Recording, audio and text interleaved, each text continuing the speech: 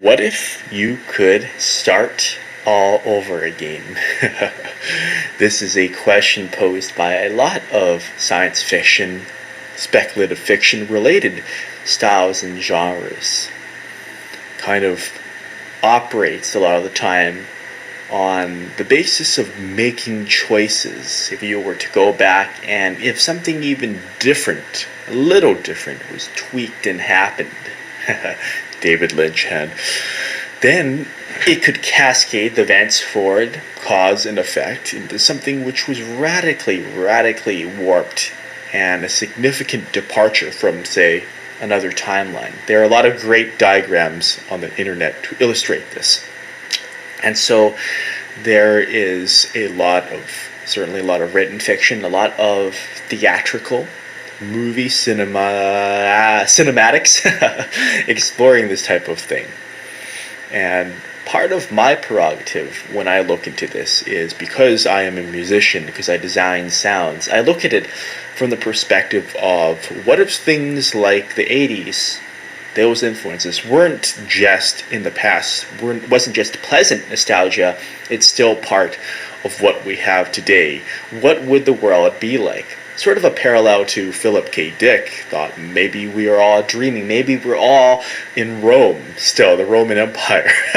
So for me, it's not just the 80s. The 80s is certainly a strong point, but with my musical dream journal, it's grown, influxed, because of those sorts of dreams I have. That's what I perceive, and that's a very strong origin to me. Of course, it helped growing up in the 80s to be there, to think about classic video game consoles, the neon fashions of the time, which surely influenced what I enjoy about pink and green, and a lot of the artifacts that we've surpassed, such as VHS, the tracking fuzzy lines. And that's why I like to have this sort of creative conversation with you about how I put that into my art and how that reflects, and how I think that on some level every artist is a manifestation of those influences. They make what they want to see in the world that they haven't seen entirely in a cohesive form before.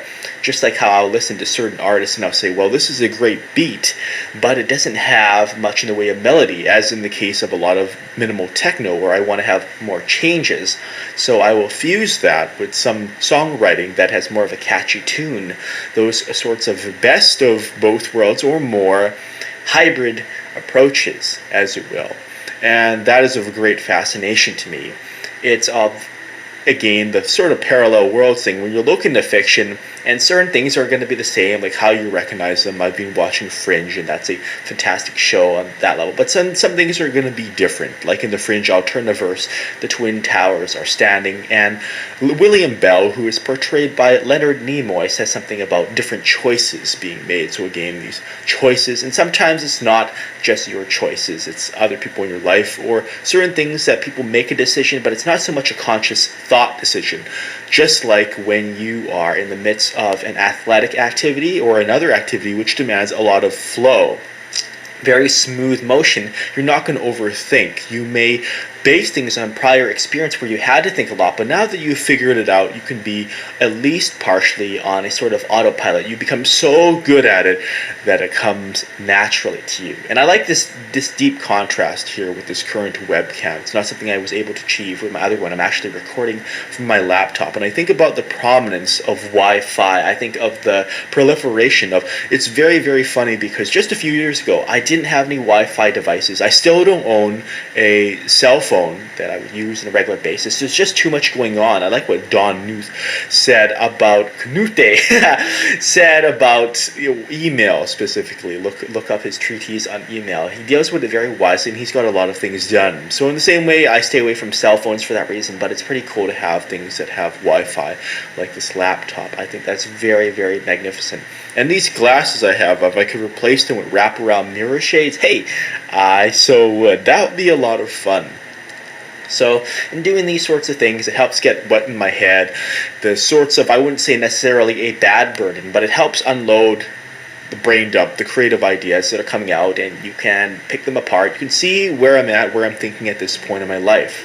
With my dream journal, of course, I unravel things, all these different facets of how I've grown up. The other day I got the Plogue Chip Sounds VST, or a audio unit, is what I prefer in Ableton Live, and I've been playing with that. And again, that's a big part of the 80s, doing chip tunes and those video game sounds, the SID chip. And so I think, what if things were sort of done differently? What if it had, in some level, more polyphony? What could be a very, very different kind of history? What genres that exist in other parallel universes that we don't have? And I'm sort of an import-export. That's just my cup there. It's a green cup. I have a pink cup too. What kind of things could we bring over, cross over from those other worlds? And that's what I really, really like to take on, because it's something I think and I believe and I feel is fairly unique to the world of music. You have, of course, exploration of sounds, but there are a lot of cases where there's just not what's happening is not what I want to hear. It is a void. And that's where there is an opportunity for every creative person, such as yourself, I would hope, if you spot something missing in the world and you say, well, there's traces and influences like fusion cuisine. You take the best of what you like and you put it forth. And people will take yours as a sort of trunk and combine it with someone else's in the future, should you succeed at your mission at getting it out there. It's like, for music to have any effect, for art to have any effect, people have to be affected. They have to experience it. They have to have their own emotional resonance. They have to interpret it. Sometimes it doesn't have meaning for their life. It's like, not everyone is going to want a sports car. But if that appeals to your lifestyle, if the marketing can be sold to you and you say, there's some emotional value there, I'd like to pick that up. I'd like to buy that. And I'd like to cruise around and feel a lot better about it. Then so it shall be. So these sorts of things I think about, I act upon every day. It's of big concern to me. It's very, very fascinating thinking about, well, we live in the prime, say our reality as we know it is the prime timeline. But what if there's other influences leaking into this one, spilling into this one, and how they would reshape. And on some level too, I think about Neil Blomkamp with District 9. I haven't actually seen that, but the work I have seen, his commercial shorts, his Halo mini-film promos, I thought those were brilliant. And it's sort of like Alienation too, in which you perhaps didn't expect, although humans do expect, some humans want aliens, they want to make first contact that way. But the point is, there is an element that is introduced, like the aliens, to come to cohabit with us, to live with us, and things happen that we didn't originally count on. There's interactions between that. There may be clashes and conflicts, as there are in District 9, and how we deal with those sorts of things. And on a very real level, that's how we are as human beings right now. We deal with those sort of conflicts when people who are quite unlike can't reconcile or can't see eye to eye or ear to ear, as it were, with musical feuds. They come together and they start fighting. And that's really unpleasant that way. But then I think about people who have different experiences and they can put that together. They can blend that. They can fuse it and meld it and make it into something wonderful. They can collaborate. They can jam together. And that is a lot of my favorite kind of music or any sort of form of art. When you take the unlikely like that and you didn't expect it to be so fantastic, but someone had to have the courage. Someone had to go against the lazy-ass detractors, because that's what they often are. They don't try themselves. That's why they can detract very, very seldom, when you have someone who's actually tried that sort of thing artistically. And because it is a subjective process, because it is very experiential and personal, a lot of people will not explain that to you. And I think that's an important thing to consider when there is so much criticism, which is quite frankly useless. It can't be applied. It's a bunch of words that may cause emotional distress, but it's not going to help you become a better artist. And that's something I often keep in mind when I'm making my music, shaping it, doing it differently, exploring those different techniques. And it's like the joke, or sometimes not a joke, between a bug and a feature. The key question is this by design?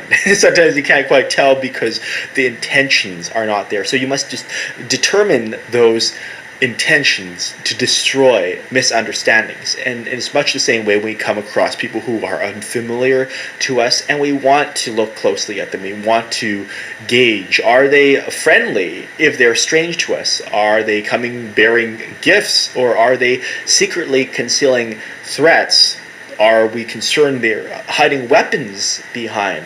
And that is why so often when there are efforts to popularize something from the underground, and underground just means not a lot of people really like it yet, because anything that a lot of people like is really mainstream, a lot being the majority defined in, again, relativistic terms.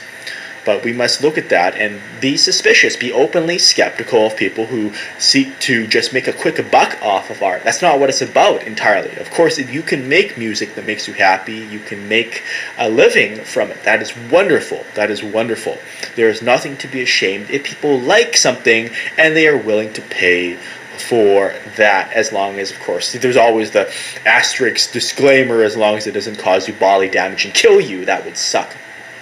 But in the grand scheme of things, we must be openly skeptical of those who want to popularize things but do not have an intense and first-hand understanding of the culture involved. Just like you wouldn't disrespect some of these tribes out there, these indigenous tribes that still exist. You want to find out why are they doing what they do, even though in some cases when civilization leaks over, they may have the opportunity to get running shoes. They may have that opportunity to don a pair of Nikes. So why aren't they doing it? Why do people stick to what they do? And again, that wraps all back into intentions.